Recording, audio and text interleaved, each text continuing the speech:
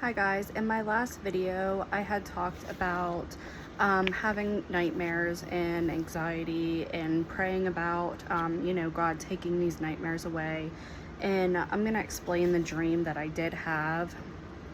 The dream that I had was, it was kind of like Groundhog's Day, that the day kept repeating till something changed. Every time I would go the way everybody else was walking, I was swarmed by bees and bugs. They were all through my hair and my ears, so much that I had to stop and go to my knees and put my hands between my legs. I couldn't think, I couldn't hear or see in my dream.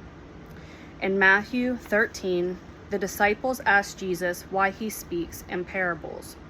In verse 11, he replied, "Because the knowledge of the secret of the kingdom of heaven has been given to you, but not to them. Though seeing, they do not see.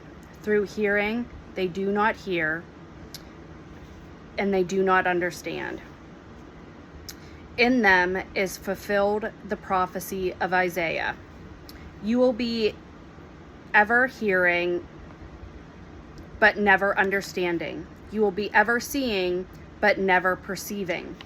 For this, people's heart have become calloused. They hardly hear with their ears.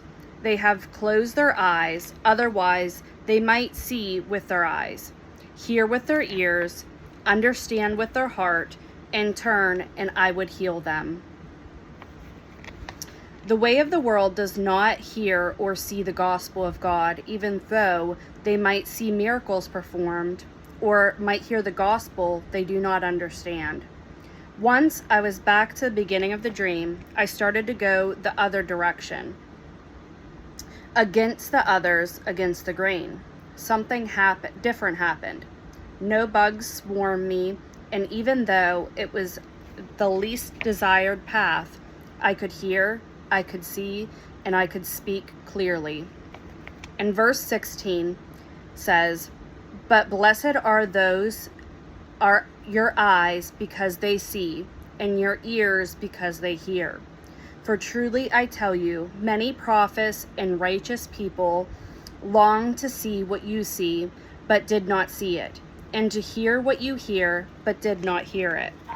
In my dream, I then ran to tell everybody that they have to go against the grain and to follow the least desired path. In Matthew 7, this is 13 through 14, says, "Enter through the narrowed gates, for wide is the gate and broad is the road that leads to destruction, and many enter through it. But small is the gate and narrow is the road that leads to life, and only a few find it." When I was going with the world, I was on the road to destruction. But when I went against the grain, I was freed.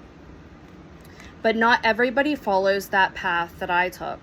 And some might follow a little, but then stop. In Matthew 13:18 through 23, Jesus explained and says, "Listen then to what the parable of the sower means.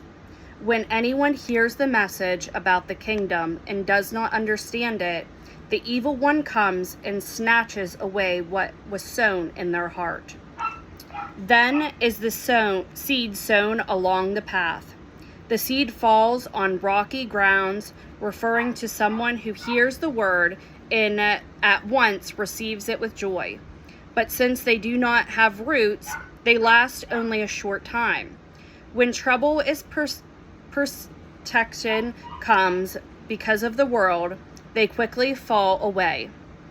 The seed falls among the thorns," referring to someone who hears the word, but the worries of life and the deceptionful of wealth chokes the word, making it unfruitful. "But the seed falls on good soil," referring to someone who hears the word and understands it. This is the one who produces a crop yielding 160 or 30 times what was sown. Those who produce the crop are the ones that go against the grain, not the ones who walk blindly. Even though the path that goes against the grain is not always the easiest, it is the only way to life. In 1 John 1:7 says, "But if we walk in the light as he is in the light, we have fellowship with one another, and the blood of Jesus, his Son, cleanses us from all sins." My question is, are you walking blindly, weighed down by everyday life, or are you walking against the grain towards the light?